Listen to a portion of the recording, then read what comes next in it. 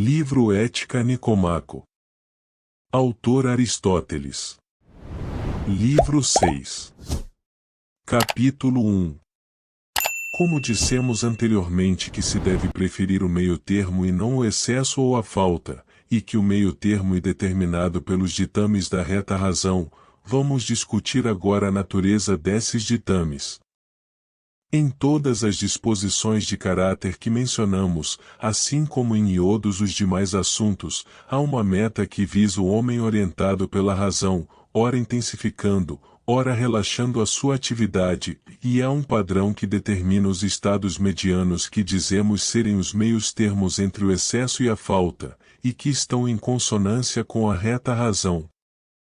Mas, assim dita coisa, embora verdadeira, não é de modo algum evidente, pois não só aqui como em todas as outras ocupações que são objetos de conhecimento é correto afirmar que não devemos esforçar-nos nem relaxar nossos esforços em demasia nem demasiadamente pouco, mas em grau mediano e conforme dita a reta razão.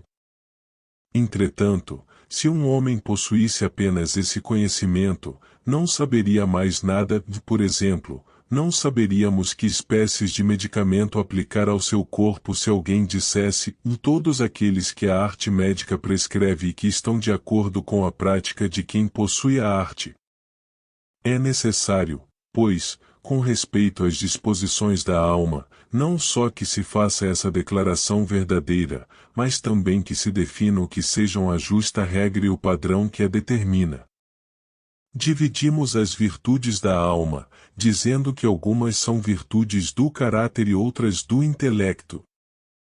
Agora que acabamos de discutir em detalhe as virtudes morais, exponhamos nosso ponto de vista relativo às outras da maneira que segue, começando por fazer algumas observações a respeito da alma.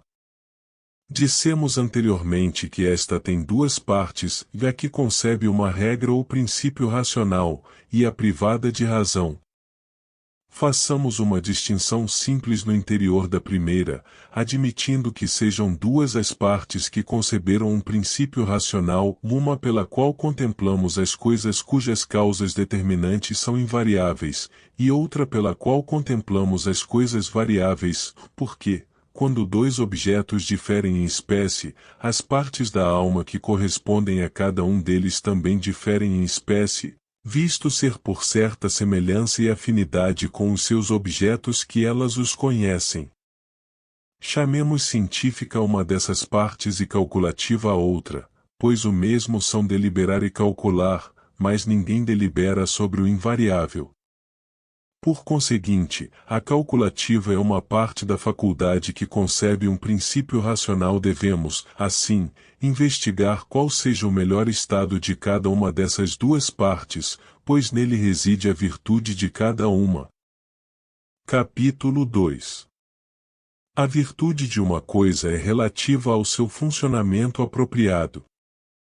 Ora, na alma existem três coisas que controlam a ação e a verdade: sensação, razão e desejo.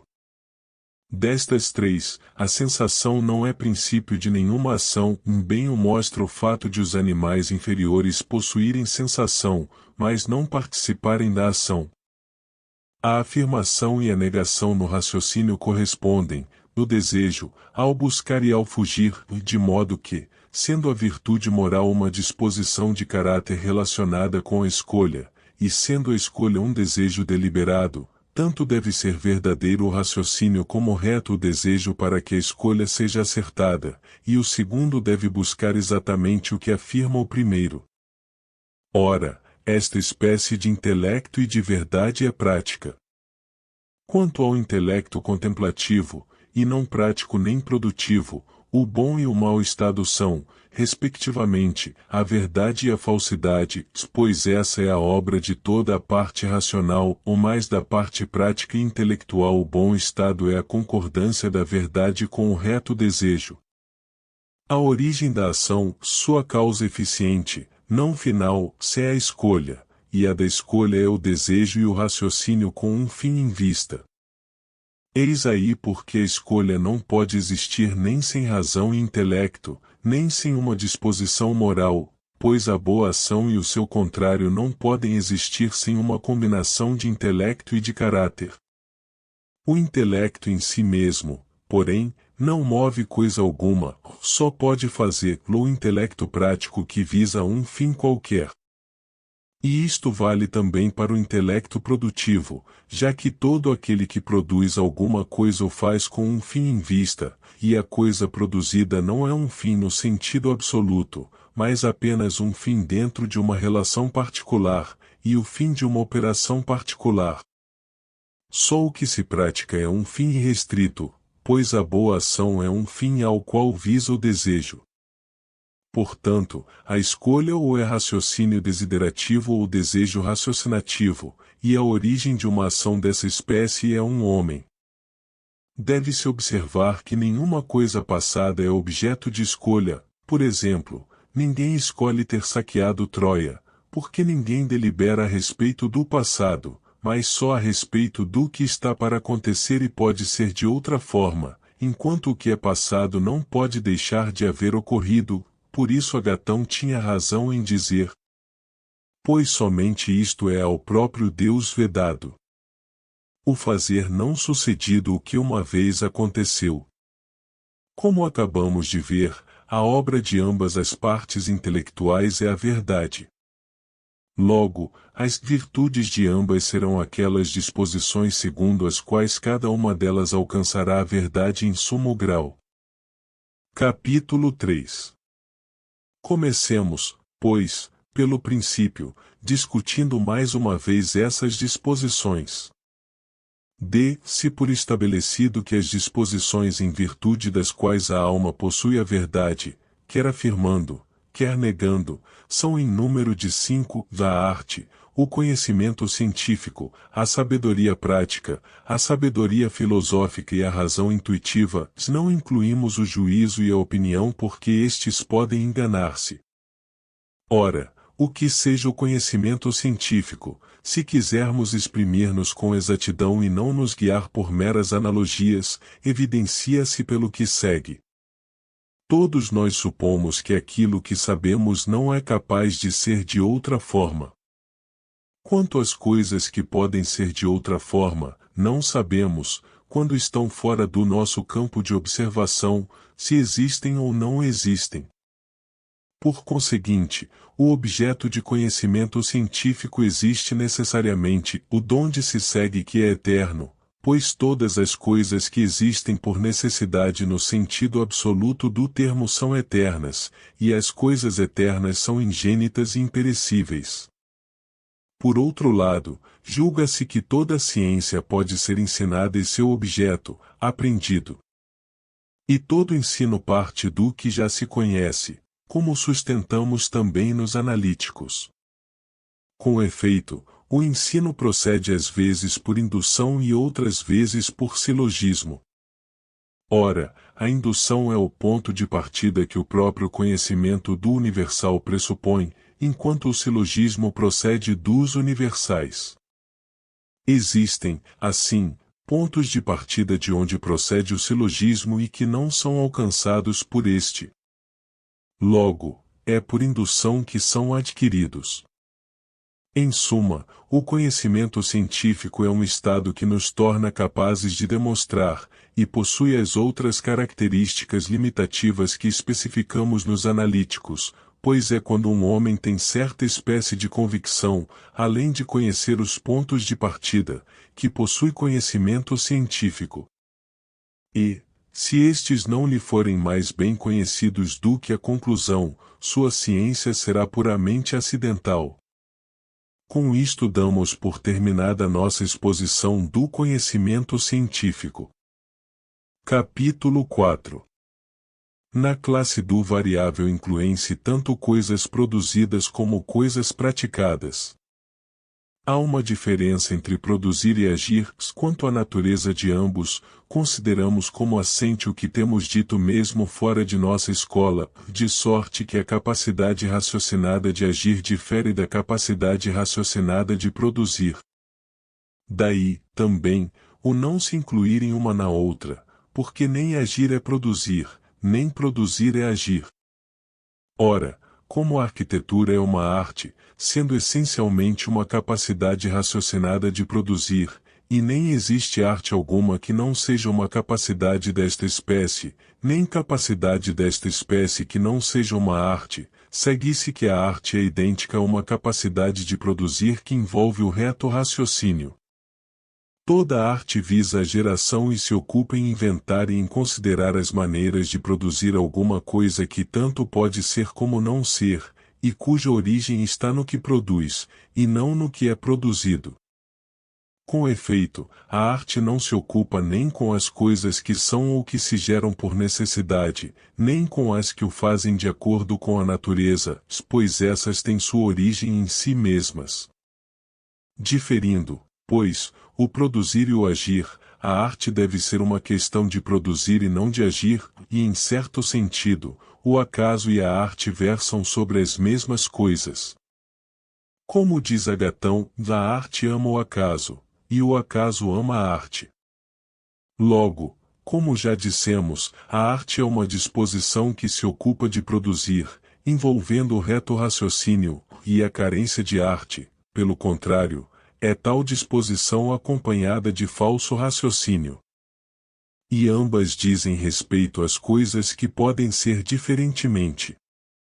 Ora, julga-se que é cunho característico de um homem dotado de sabedoria prática o poder deliberar bem sobre o que é bom e conveniente para ele, não sob um aspecto particular, como por exemplo sobre as espécies de coisas que contribuem para a saúde e o vigor, mas sobre aquelas que contribuem para a vida boa em geral.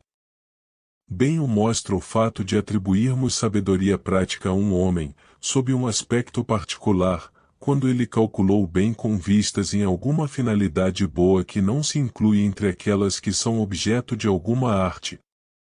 Segue-se daí que, num sentido geral, também o homem que é capaz de deliberar possui sabedoria prática. Ora, ninguém delibera sobre coisas que não podem ser de outro modo, nem sobre as que lhe é impossível fazer. Por conseguinte, como o conhecimento científico envolve demonstração, mas não há demonstração de coisas cujos primeiros princípios são variáveis, pois todas elas poderiam ser diferentemente, e como é impossível deliberar sobre coisas que são por necessidade, a sabedoria prática não pode ser ciência, nem arte, nem ciência, porque aquilo que se pode fazer é capaz de ser diferentemente, nem arte, porque o agir e o produzir são duas espécies diferentes de coisa. Resta, pois, a alternativa de ser ela uma capacidade verdadeira e raciocinada de agir com respeito às coisas que são boas ou mais para o homem. Com efeito, ao passo que o produzir tem uma finalidade diferente de si mesmo, isso não acontece com o agir, pois que a boa ação é o seu próprio fim. Daí o atribuirmos sabedoria prática a Péricles e homens como ele, porque percebem o que é bom para si mesmos e para os homens em geral, e pensamos que os homens dotados de tal capacidade são bons administradores de casas e de estados. E por isso mesmo damos à temperança o nome de Sofrosiné, subentendendo que ela preserva a nossa sabedoria. Ora, o que a temperança preserva um juízo da espécie que descrevemos, porquanto nem todo e qualquer juízo é destruído e pervertido pelos objetos agradáveis ou dolorosos, e não o é, por exemplo, o juízo a respeito de ter os não ter o triângulo seus ângulos iguais a dois ângulos retos, mas apenas os juízos em torno do que se há de fazer com efeito. As causas de onde se origina o que se faz consistem nos fins visados, mas o homem que foi pervertido pelo prazer ou pela dor perde imediatamente de vista essas causas, e não percebe mais que é a bem de tal coisa ou devido a tal coisa que deve escolher e fazer aquilo que escolhe, porque o vício anula a causa originadora da ação. A sabedoria prática deve, pois, ser uma capacidade verdadeira e raciocinada de agir com respeito aos bens humanos. Mas, Por outro lado, embora na arte possa haver uma excelência, na sabedoria prática ela não existe, e em arte é preferível quem erra voluntariamente, enquanto na sabedoria prática, assim como nas outras virtudes, é exatamente o contrário que acontece. Torna-se evidente, pois, que a sabedoria prática é uma virtude e não uma arte. E, como são duas as partes da alma que se guiam pelo raciocínio, ela deve ser a virtude de uma dessas duas, isto é, daquela parte que forma opiniões, porque a opinião versa sobre o variável, e da mesma forma a sabedoria prática.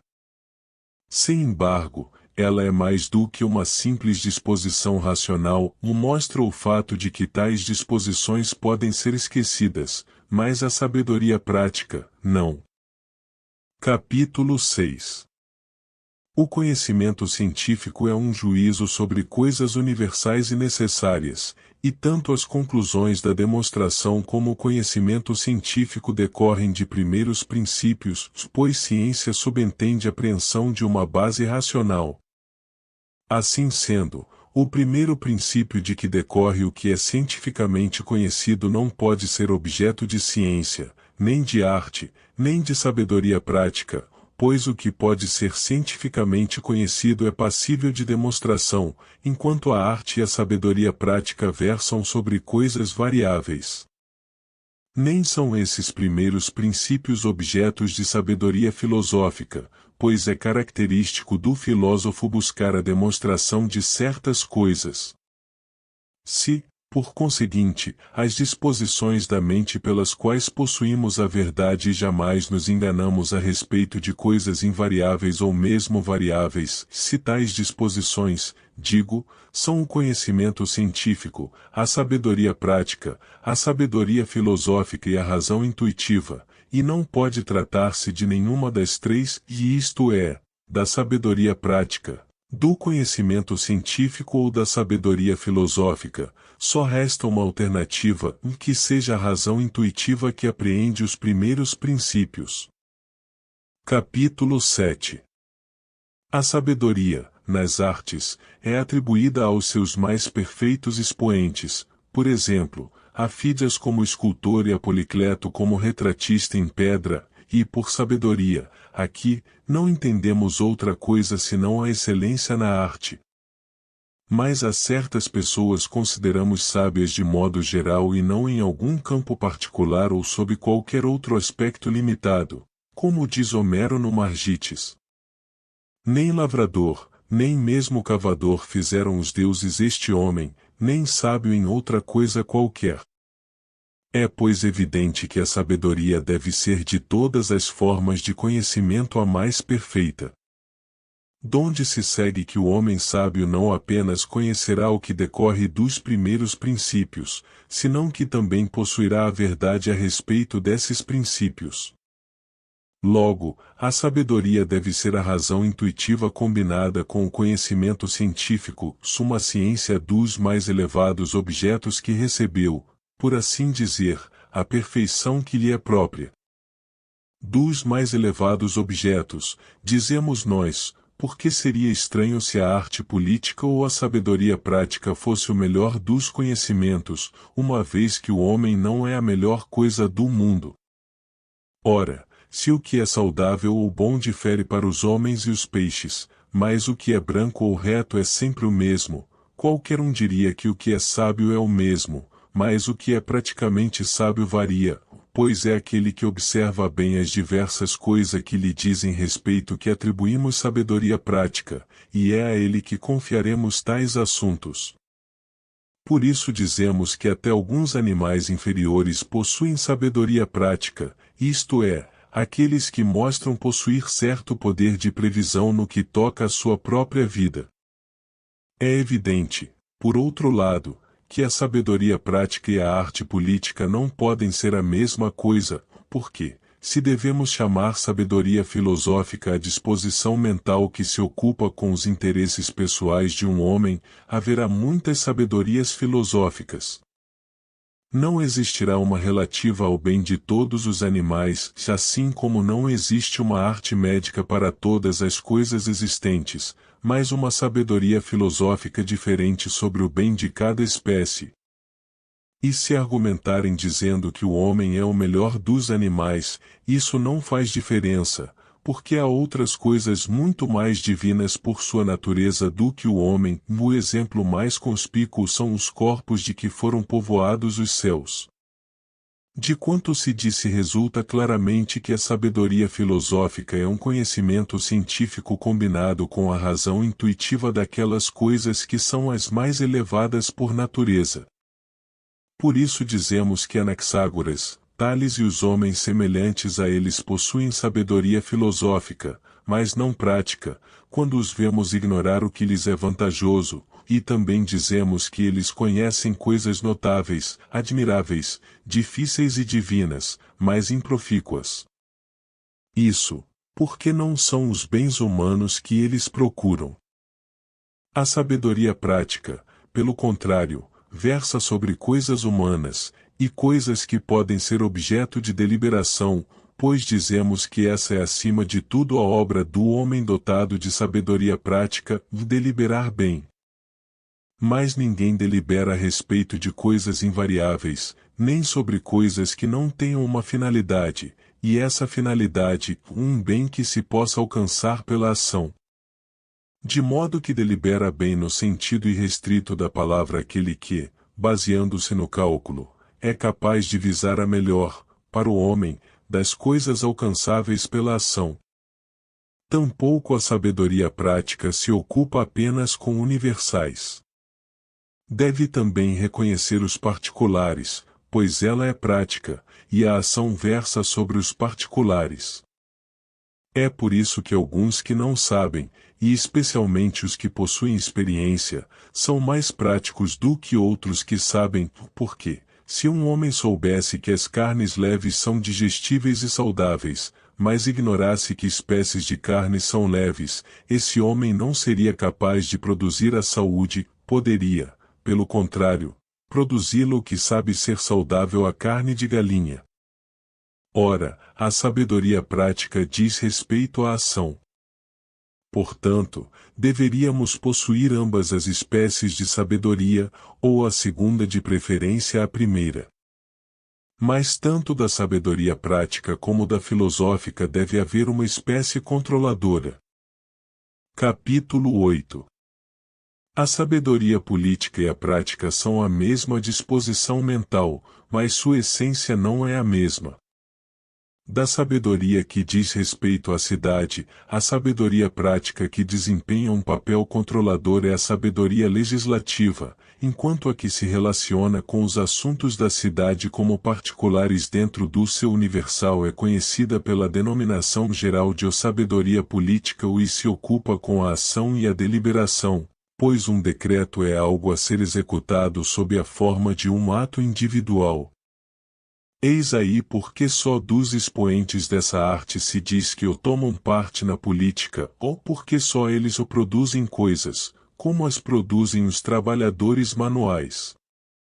A sabedoria prática também é identificada especialmente com aquela de suas formas que diz respeito ao próprio homem, ao indivíduo, e essa é conhecida pela denominação geral de sabedoria prática. Das outras espécies, uma é chamada administração doméstica, outra, legislação, e a terceira, política, e desta última uma parte se chama deliberativa e a outra, judicial.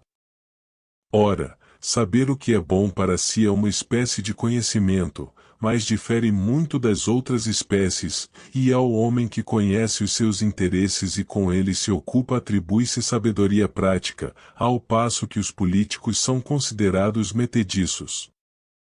Daí as palavras de Eurípides. Mas para que dar-me ao trabalho de ser sábio? Se como parte do numeroso exército obteria sem esforço um quinhão igual. Pois os que visam alto demais e fazem muitas coisas. Os que assim pensam buscam o seu próprio bem e acham que todos deveriam fazer o mesmo.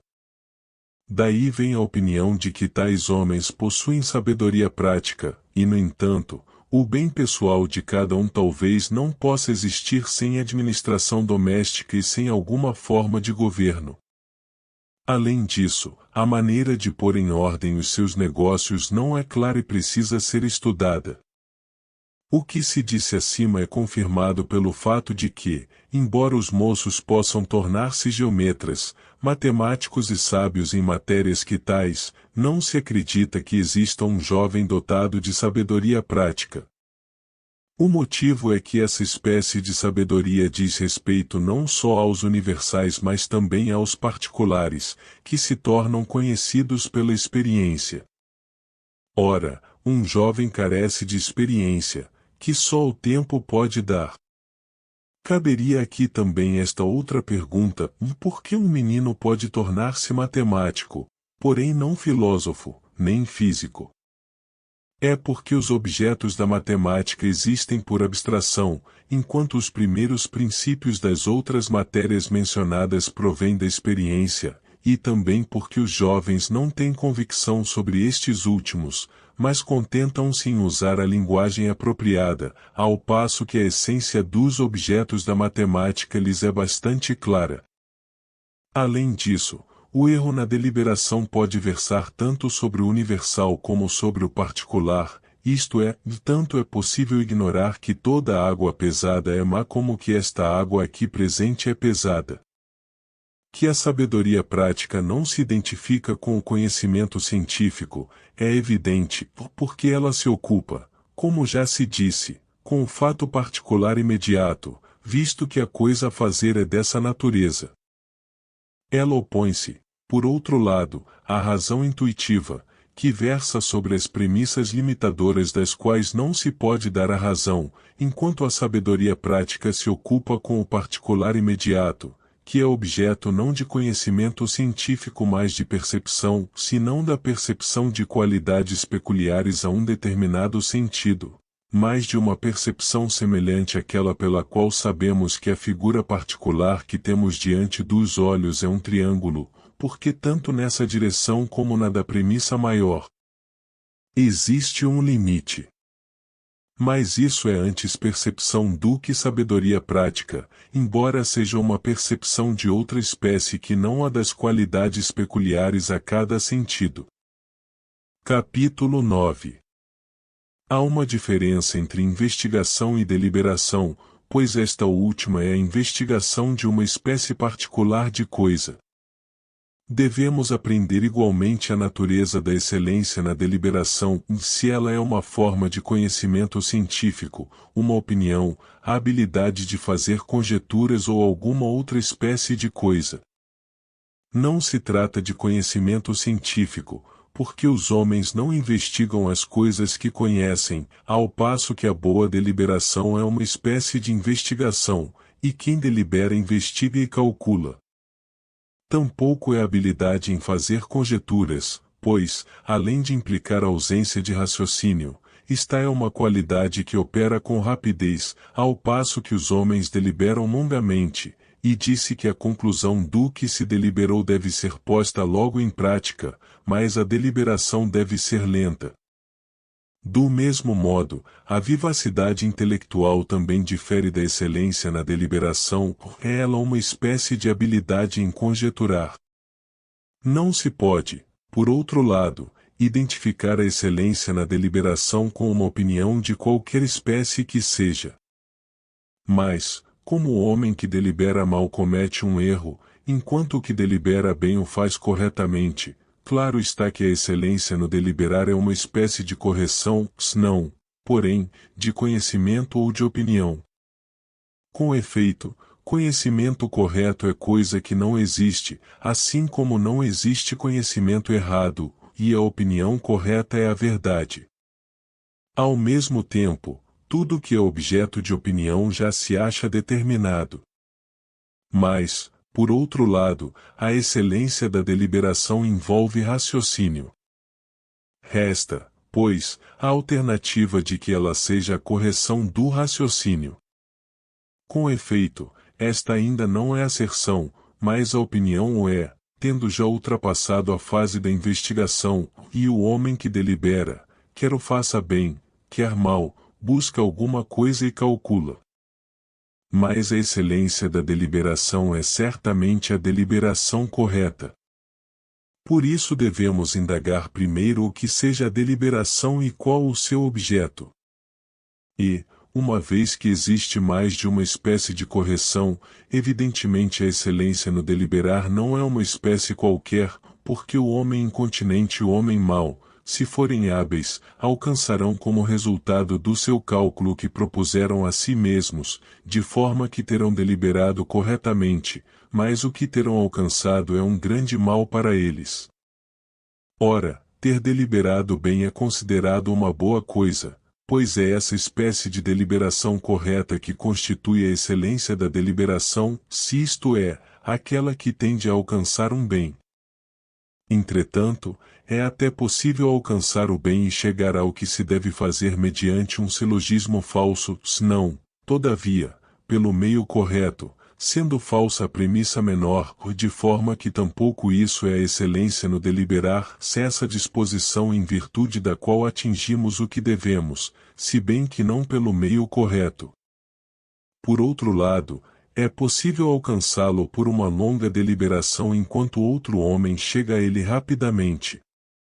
Por conseguinte, no primeiro caso não possuímos ainda a excelência no deliberar, que é a correção no que diz respeito ao conveniente, essa correção tanto no que toca ao fim como ao meio e ao tempo.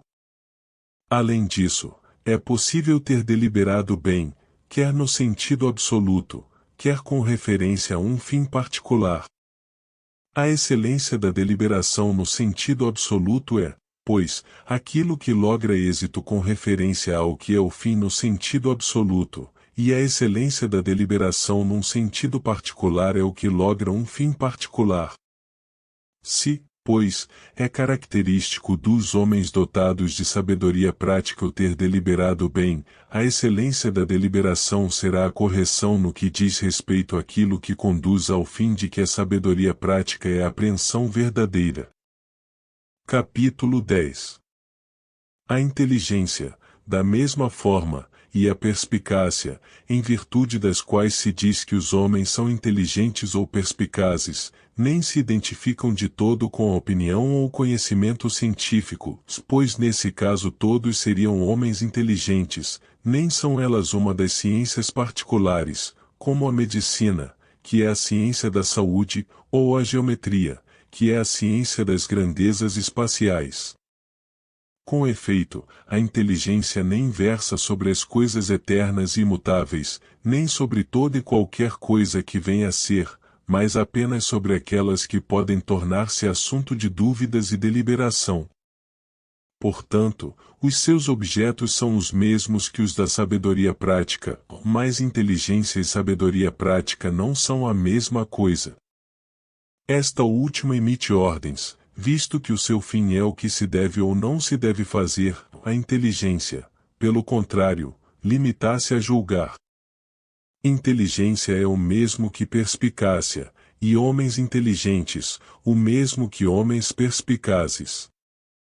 Ora, ela não é nem a posse, nem a aquisição da sabedoria prática, ou mais, assim como o aprender é chamado entendimento quando significa o exercício da faculdade de conhecer, também o termo entendimento é aplicável ao exercício da faculdade de opinar com o fim de aquilatar o que outra pessoa diz sobre assuntos que constituem o objeto da sabedoria prática, se de aquilatar corretamente, pois o bem e o corretamente o são a mesma coisa.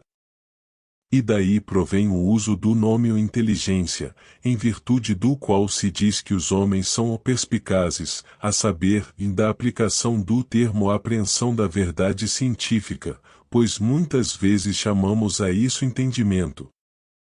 Capítulo 11. O que se chama discernimento, e em virtude do qual se diz que os homens são os juízes humanos e que o possuem discernimento, é a reta discriminação do equitativo. Mostra o fato de dizermos que o homem equitativo é acima de tudo um homem de discernimento humano, e de identificarmos a equidade com o discernimento humano a respeito de certos fatos. E esse discernimento é aquele que discrimina corretamente o que é equitativo, sendo o discernimento correto aquele que julga com verdade. Ora, todas as disposições que temos considerado convergem, como era de esperar, para o mesmo ponto, pois, quando falamos de discernimento, de inteligência, de sabedoria prática e de razão intuitiva, atribuímos às mesmas pessoas a posse do discernimento, o terem alcançado a idade da razão, e o serem dotadas de inteligência e de sabedoria prática.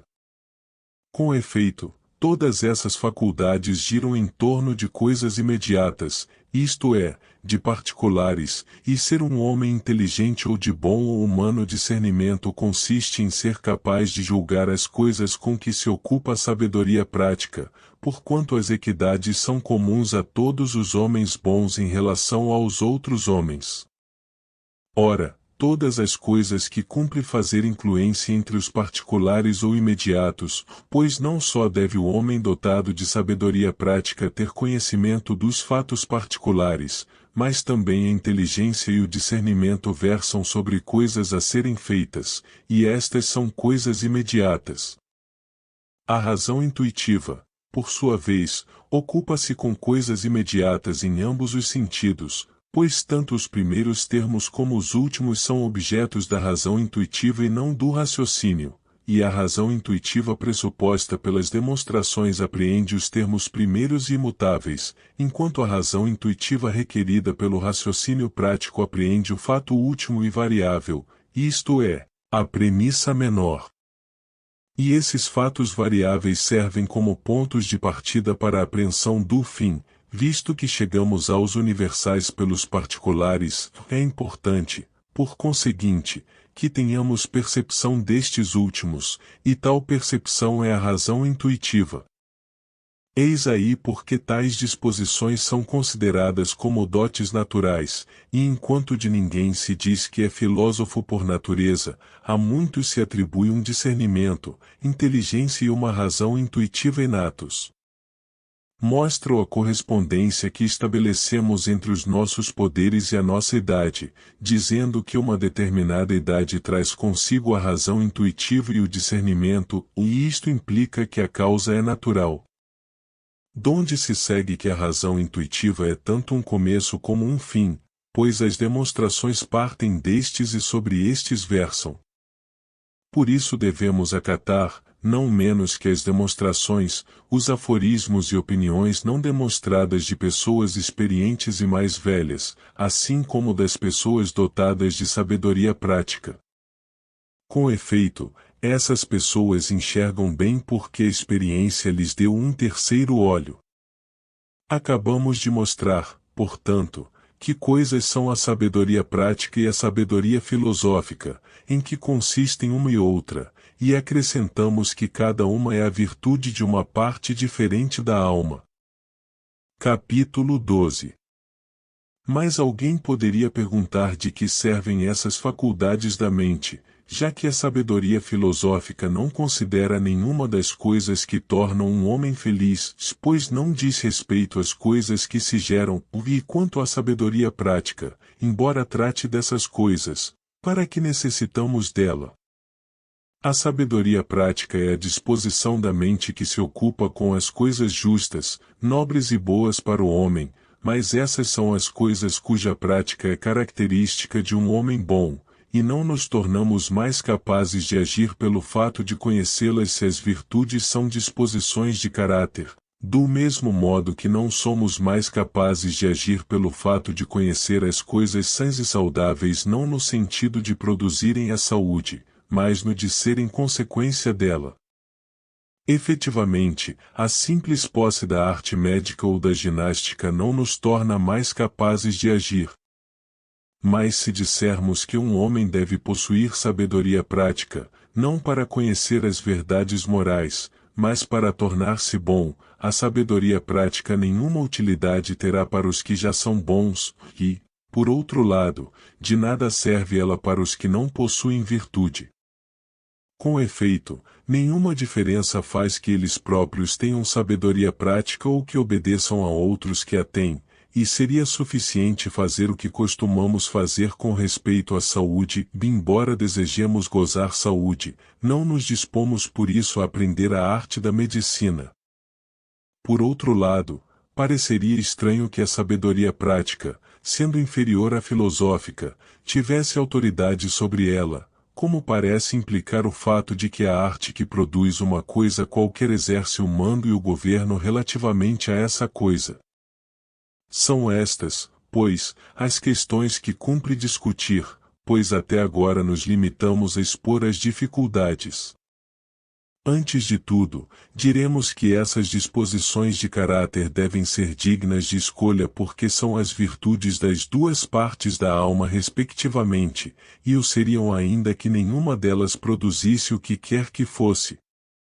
Em segundo lugar, elas de fato produzem alguma coisa, não, porém, como a arte médica produz saúde, mas como a saúde produz saúde.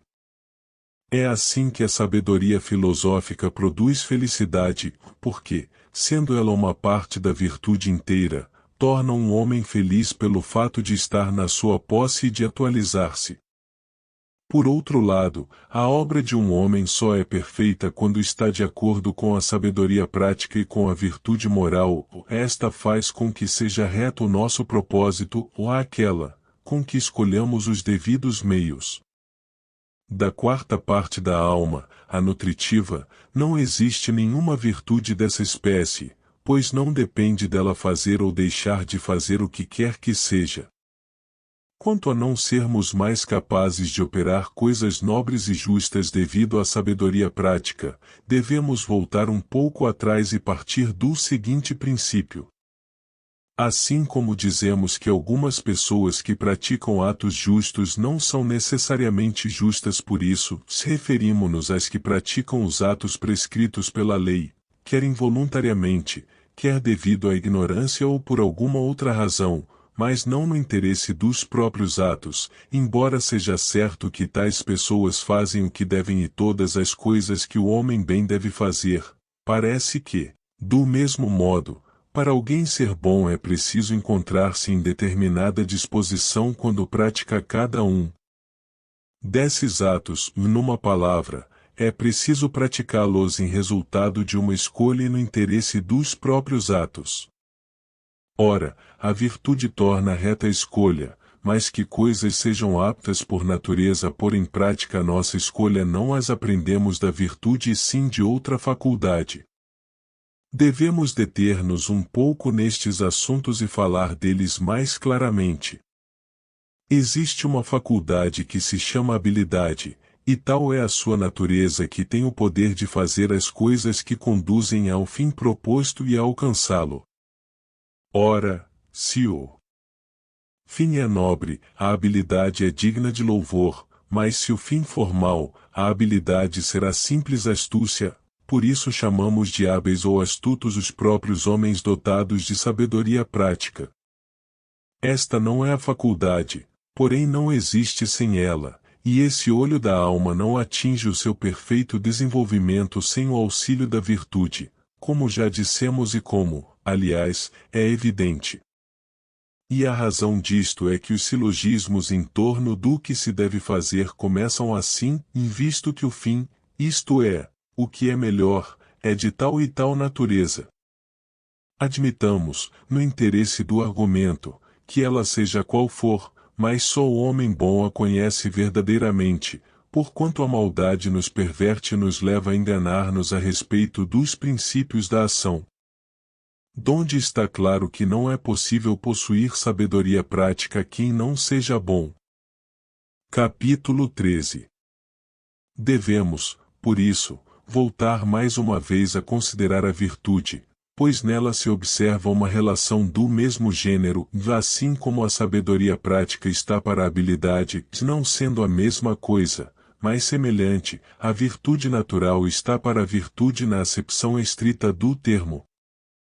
Com efeito, todos os homens pensam que, em certo sentido, cada tipo de caráter pertence por natureza aos que o manifestam, e que desde o momento de nascer somos justos, ou capazes de nos dominar, ou bravos, ou possuímos qualquer outra qualidade moral. Não obstante, andamos em busca de outro bem que propriamente seja tal, queremos que essas qualidades existam em nós de outro modo. Pois que tanto as crianças como os brutos têm as disposições naturais para essas qualidades, mas, quando desacompanhadas da razão, elas são evidentemente nocivas. Só nós parecemos perceber que elas podem conduzir-nos para o mau caminho, como um corpo robusto mas privado de visão pode cair desastrosamente devido à sua cegueira, ou mais, depois de haver adquirido a razão, haverá uma diferença no seu modo de agir e sua disposição, embora continuando semelhante ao que era, passará a ser virtude no sentido estrito da palavra. Por conseguinte, assim como naquela parte de nós que forma opiniões existem dois tipos, a habilidade e a sabedoria prática, também na parte moral existem dois tipos, a virtude natural e a virtude no sentido estrito. E destas, a segunda envolve sabedoria prática. Daí o afirmarem alguns que todas as virtudes são formas de sabedoria prática. E Sócrates tinha razão a certo respeito, mas a outro respeito andava errado em pensar que todas as virtudes fossem formas de sabedoria prática, mas certo em dizer que elas implicam tal modalidade de sabedoria. Temos uma confirmação disto no fato de que ainda hoje todos os homens, quando definem a virtude, após indicar a disposição de caráter e os seus objetos, acrescentam aquilo, e isto é, aquela disposição que está de acordo com a reta razão. Ora, a reta razão é o que está de acordo com a sabedoria prática. De certo modo, pois, todos os homens parecem adivinhar que essa espécie de disposição, a saber, a que está de acordo com a sabedoria prática, é virtude. Nós, porém, devemos ir um pouco mais longe, pois não é apenas a disposição que concorda com a reta razão, mas a que implica a presença da reta razão, que é virtude, e a sabedoria prática é a reta razão no tocante a tais assuntos. Sócrates, por conseguinte, pensava que as virtudes fossem regras ou princípios racionais, pois a todas elas considerava como formas de conhecimento científico, enquanto nós pensamos que elas envolvem um princípio racional. Do que se disse fica bem claro que não é possível ser bom na acepção estrita do termo sem sabedoria prática, nem possuir tal sabedoria sem virtude moral. E desta forma podemos também refutar o argumento dialético de que as virtudes existem separadas umas das outras, e o mesmo homem não é perfeitamente dotado pela natureza para todas as virtudes, de modo que poderá adquirir uma delas sem ter ainda adquirido outra. Isso é possível no tocante às virtudes naturais, porém não aquelas que nos levam a qualificar um homem incondicionalmente de bom, pois, com a presença de uma só qualidade, a sabedoria prática, lhe serão dadas todas as virtudes. E, evidentemente, ainda que ela não tivesse valor prático, nos seria necessária por ser a virtude daquela parte da alma de que falamos, e não é menos evidente que a escolha não será certa sem sabedoria prática, como não o seria sem virtude. Com efeito, uma determina o fim e a outra nos leva a fazer as coisas que conduzem ao fim. Mas nem por isso domina ela a sabedoria filosófica, isto é, a parte superior de nossa alma, assim como a arte médica não domina a saúde, pois não se serve dela, mas fornece os meios de produzi-la, e faz prescrições no seu interesse, porém não a ela. Além disso, sustentar a sua supremacia equivaleria a dizer que os deuses são governados pela arte política porque esta faz prescrições a respeito de todos os assuntos do Estado. Parabéns por chegar até o final deste audiolivro. Nós gostaríamos que você compartilhasse o seu saber conosco, escrevendo nos comentários do vídeo sobre os assuntos abordados no livro, para podermos debater ideias, insights e sugestões. Se você gostou do livro, deixe seu like e inscreva-se no nosso canal para não perder nenhum audiolivro. Obrigado por fazer parte da nossa comunidade.